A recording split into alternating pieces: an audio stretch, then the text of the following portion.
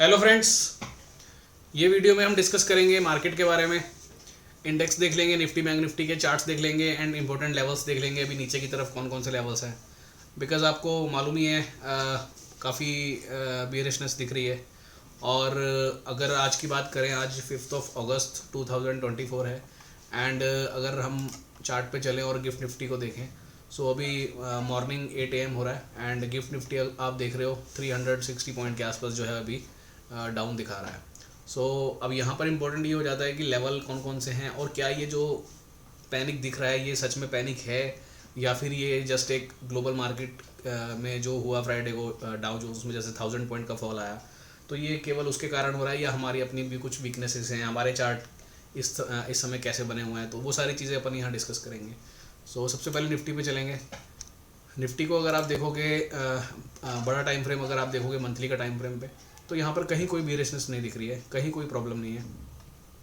जो important level निकल के आ रहा है वो आ रहा है 24,000 का, जो कि हमारा कॉट का लेवल रहता है।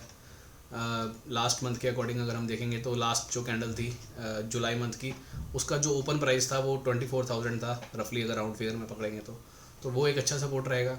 उसके बाद वीकली पे अगर आप आओगे तो वीकली के टाइम फ्रेम पे अगर लास्ट वीक का क्लोजिंग देखेंगे तो वो अच्छा आया था और उसका जो ओपन प्राइस था यानी कि 22 जुलाई वाला जो ये वीकली कैंडल है, इसका जो ओपन प्राइस था वो 24,400 के आसपास था।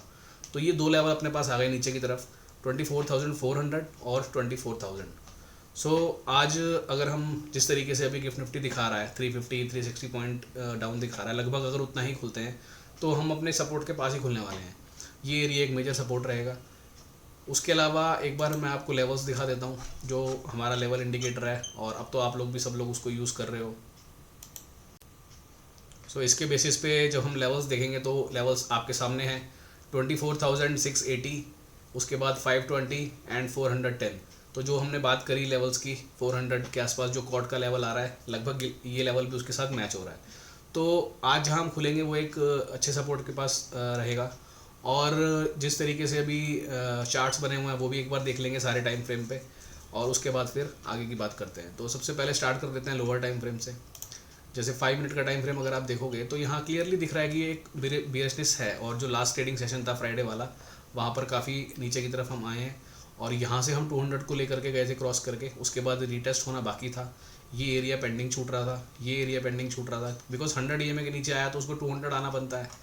और जैसा आपको पता है कि अगर कोई एरिया छूटता है तो लगभग मार्केट एक बार उस एरिया में वापस आता है। तो ये आप देखो, ये एरिया छूटा था एग्जैक्टली, हमने उस दिन लो वहीं पे बनाया। तो ये एक चीज़ है जो हमने पहले बहुत बार डिस्कस की हुई है।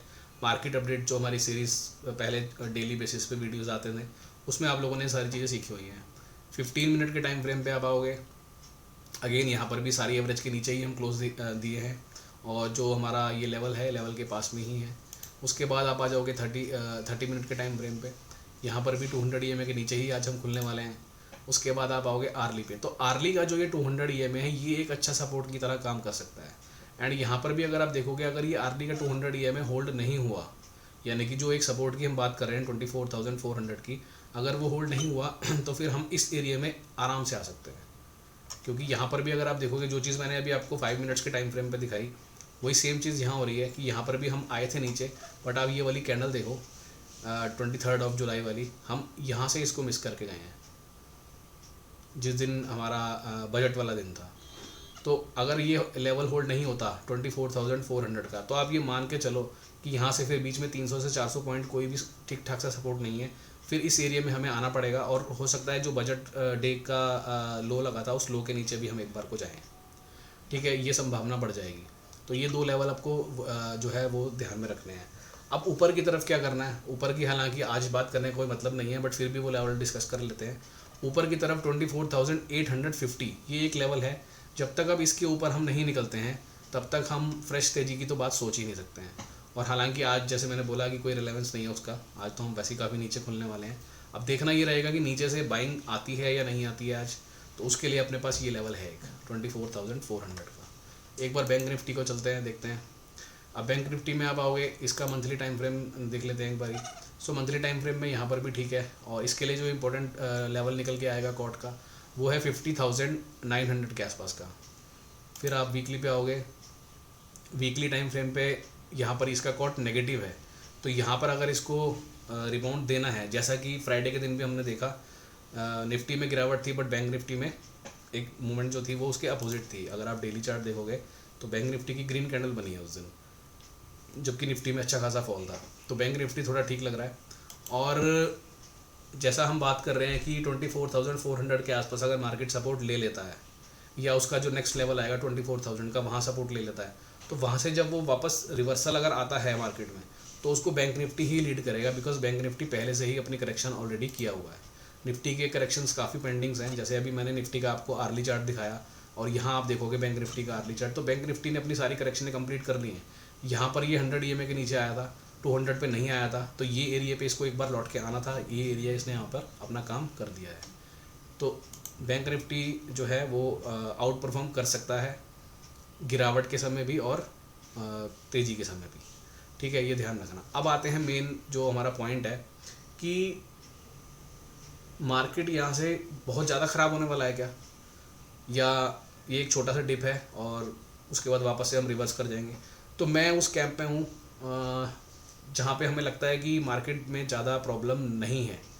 उसका रीज़न क्या है, अगर आप निफ्टी 50 के चार्ट उठा करके देखोगे तो निफ्टी 50 में केवल अगर आप ऑटो कंपनीज़ को छोड़ दो या कुछ FMCG को छोड़ दो, उसके अलावा और जितने भी चार्ट्स, जितने भी स्टॉक्स हैं, उन सब में कहीं ऐसा कुछ नहीं दिख रहा है कि वो बहुत ज़्यादा ओवर स्ट्रेच हो गए हैं या बहुत ज़्यादा उनमें करेक्शनें अब आनी पेंडिंग छूट रखी हैं, ऐसा कुछ भी नहीं दिख रहा है। इनफैक्ट बहुत सारे चार्ट तो ऐसे हैं जो अभी अपनी करेक्शन ख़त्म करके बाहर निकल रहे हैं। निफ्टी 50 की मैं बात कर रहा हूँ। उसके अलावा आप मिड एंड स्मॉल कैप में जाओगे तो मिड एंड स्मॉल कैप में भी यहाँ से बहुत ज़्यादा करेक्शन होती हुई नहीं दिख रही है। अगर जिस तरह से आज हम खुलने वाले हैं, तो आज या कल या परसों 1-2 दिन जो भी ये सब रहने वाला है, तो इसमें 3 से 4% के आसपास अगर मिड एंड स्मॉल कैप में आपको करेक्शन दिख जाए, तो मेरे हिसाब से वो करेक्शन काफ़ी रहेगी। इसके नीचे जाने की उम्मीद उनमें भी नहीं है। मैं इंडेक्स की बात कर रहा हूँ, स्टॉक्स की अपनी अलग चाल होती है। मैं इंडेक्स की बात कर रहा हूँ, Nifty mid cap index, Nifty small cap index. तो 3 से 3.5% के आसपास का करेक्शन इन दोनों में मैक्सिमम रह सकता है, ऐसा अभी तक के चार्ट के अकॉर्डिंग लग रहा है। अगर इसमें कुछ चेंजेस होगा तो अपन डिस्कस कर लेंगे। और जिस तरीके की अभी जैसे हम ये डिस्कशन कर रहे हैं, तो ये हर वीकेंड पे इस तरीके की वीडियो आपको मिल जाया करेगी। डेली बेसिस पे बनाना पॉसिबल नहीं है, इतना नहीं हो पाता है समय, तो वीकली बेसिस पे आपको एक पूरा व्यू मिल जाया करेगा। तो उस तरीके से आप अपना जो है चार्ट को समझ सकते हो, डिसीजन ले सकते हो। तो एक बार मैं समअप कर देता हूँ। हमने ये बात करी कि Nifty, bank Nifty, mid and small cap, कहीं पर भी चार्ट बहुत ज़्यादा ख़राब नहीं लग रहे हैं, एटलीस्ट आज की डेट तक जब ये वीडियो मैं बना रहा हूँ। देख करके ऐसा ही लग रहा है कि ये एक थोड़ा सा कुछ दिन की मंदी है या कुछ दिन की एक करेक्शन है, उसके बाद वापस से हम ऊपर की तरफ चाल पकड़ सकते हैं। क्योंकि बहुत सारे स्टॉक्स अभी भी ऐसे हैं, निफ्टी में तो हैं ही, उसके अलावा मिड कैप में, स्मॉल कैप में इतने सारे चार्ट ऐसे हैं जो कि अभी करेक्शन पिछले 1-1 साल, 2-2 साल से कर रहे थे और अब वो उनका बाहर निकलने का समय आ रहा है। तो डरने का नहीं है, ऐसा कुछ भी नहीं है कि सारे स्टॉक्स जो हैं वो, मैक्सिमम स्टॉक्स जो हैं वो एक्सपेंड हो गए हैं, तो इसलिए पैनिक करने की कोई ज़रूरत नहीं है। अपॉर्चुनिटीज़ अभी भी मार्केट में बहुत हैं। एंड आप लोगों को याद होगा लास्ट मंथ यानी जून एंड में जब जून मंथ की क्लोजिंग आ रही थी, तो आपको एक वीडियो दिया था, उसमें हमने 5 स्टॉक्स के चार्ट डिस्कस किए थे। एंड वो वीडियो भी अगर आप दोबारा जाकर के देखोगे, उनमें से 4 स्टॉक्स ने अभी इस मंथ में, जुलाई मंथ में काफ़ी अच्छा परफॉर्मेंस दिया है। सो ऐसे चार्ट आपको ढूंढने पड़ेंगे और ऐसे चार्ट बहुत अवेलेबल है। अभी भी मार्केट में करेक्शन रहता भी है, रहने तो कोई दिक्कत नहीं है, बिल्कुल पैनिक में आने की ज़रूरत नहीं है। कोई भी अगर आपके पास में लॉन्ग टर्म की पोजीशन है, उसको बेचने की ज़रूरत नहीं है। हाँ, शॉर्ट टर्म में थोड़ा क्वांटिटी कम करके काम कर सकते हो, वो भी कुछ दिन की बात है। मुझे ऐसा लग रहा है कि 2-3 दिन के बाद में हम वापस से एक रिवर्सल ऊपर की तरफ ले लेंगे। ठीक है जी, चलिए, okay, thank you, bye bye, मिलेंगे नेक्स्ट वीडियो में। एंड जो भी अभी इस वीडियो में हमने जो भी डिस्कशन किया, उसमें अगर कुछ भी चेंजेस होता है तो अपन एक अपडेट वीडियो आपको जो है मिल जाएगा, फिर अपन उसमें डिस्कस कर लेंगे।